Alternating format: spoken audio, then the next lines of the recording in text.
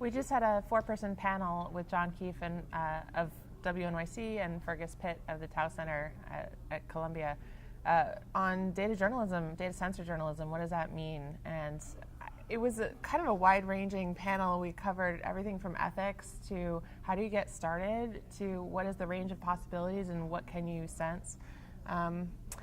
It was really interesting to see that about a third of the people in the room had already played with Arduino or done some kind of sensor journalism already. I think probably ONA being the premier conference for journalists, that most of the people who would identify as sensor journalists were in this room. So they're a small bunch, but they're rapidly growing, and that's exciting to see.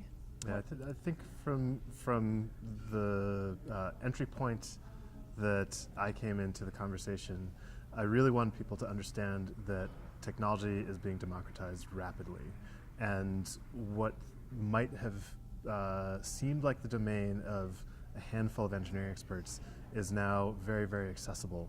Even after the panel, somebody came up to me and said, we're trying to do a story on fracking, and how might you go about recording information about air quality?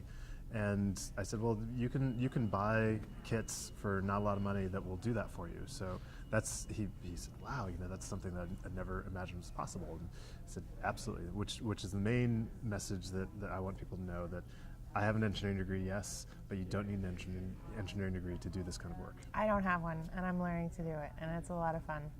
And I think that accessibility message is the main point that I'm interested in also, but also a sort of literacy level among the general public. As these kinds of do-it-yourself or DIY projects go more mainstream, I'm really hoping that the general public and the citizenry can get used to seeing electronics around in public, can get used to understanding the statistics that go with the analysis of the data that collects. And I'm hoping that the mainstreaming of this movement will raise that general level.